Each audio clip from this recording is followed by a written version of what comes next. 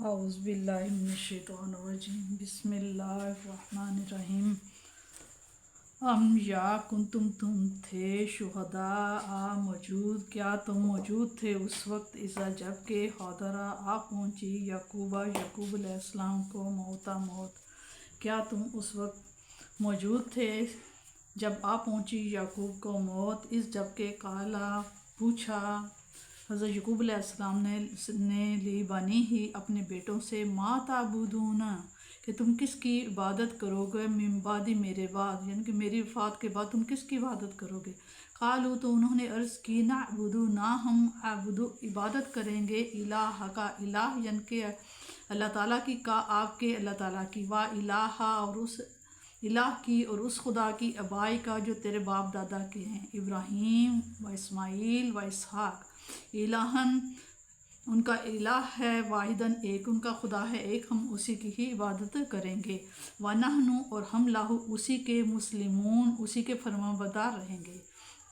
تل کا یہ امتن ایک جماعت تھی، ایک امت تھی، قد ہے خلط جو گزر چکی ہے، لہا انہیں ما کا سبت ان کے لیے وہ ہے جو انہوں نے کا سبت کمایا، جو نیک اعمال کیے ان کے لیے ہے، وَلَکُمْ اور تمہارے لیے ماں جو کسب تم جو تم کماؤ گے، جو تم نفع کماؤ گے، جو تم نیک اعمال کرو گے وہ تمہارے لیے ہے، ولا اور نہ تو تسألون با اور لا نہ تو تم سے سوال کیا جائے گا، اب نہ تم سے اس چیز کے بارے میں پوچھ گچھ ہوگی، اما جو کہ کانو تھے یا عملون جو عمل کرتے تھے، قالو تو کہتے ہیں کونو ہو جاؤ ہودن عیسائی، او یا نصارا یا عیسائی بن جاؤ، یہودی کہتے ہیں کہ تم عیسائی بن جاؤ یا یہود بن جاؤ، تہتدو تم ہدایت پا جاؤ گے، کل تو آپ صلی اللہ علیہ وسلم فرمائیے بلکہ ملت ابراہیم کی ملت میں ہیں ہم، حنیفہ وہ ملت وہ دین جو ایک ہی طرف ہے،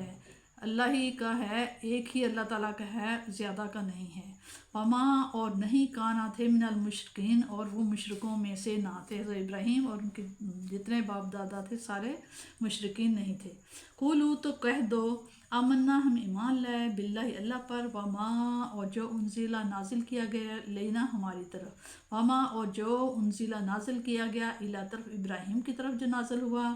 اور حضرت اسماعیل حضرت ابراہیم کے بیٹے اسماعیل پر،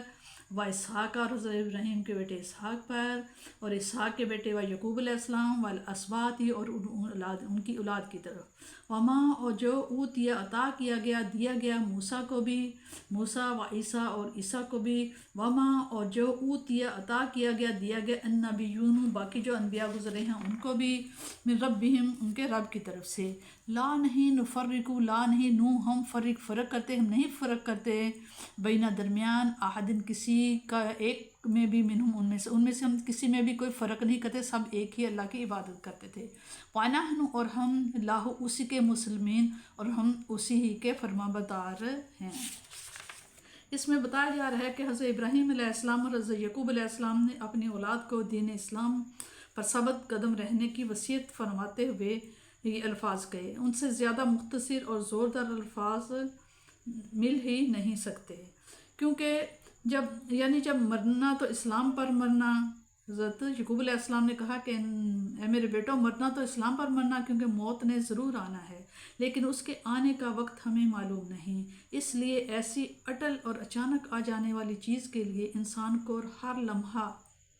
تیار رہنا چاہیے، مطلب یہ ہوا کہ اسلام کا دامن ہر وقت مضبوطی سے پکڑے رہو، اور ایک آن کے لیے بھی یہ گرفت ڈھیلی نہ پڑے، مبادا وہی آن تمہارے یہاں سے کوچ کرنے کی ہو،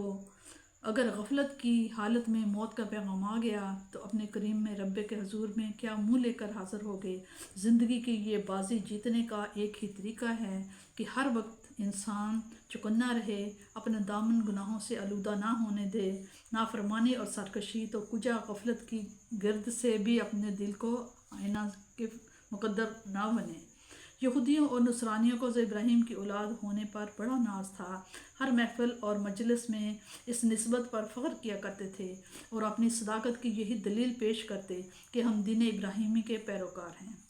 لیکن بجائے اس کے کہ ان کے بتائے ہوئے راستے پر گامزن ہوتے، انہوں نے الٹا حضرت خلیل صلی اللہ علیہ وسلم کو یہودی اور عیسائی ثابت کرنا شروع کر دیا تھا۔ اللہ تعالیٰ ان کے فریب کا پردہ چاک کرتے ہوئے ان کے غلط بیانی کی تردید کرتے ہیں کہ تمہاری اس شرک آلودہ یہودنیت اور نصرانیت سے اس موقد اعظم کا کیا واسطہ؟ ان کا دامن عصمت تو ان تمام بدنما دبوں سے پاک اور منزہ ہے۔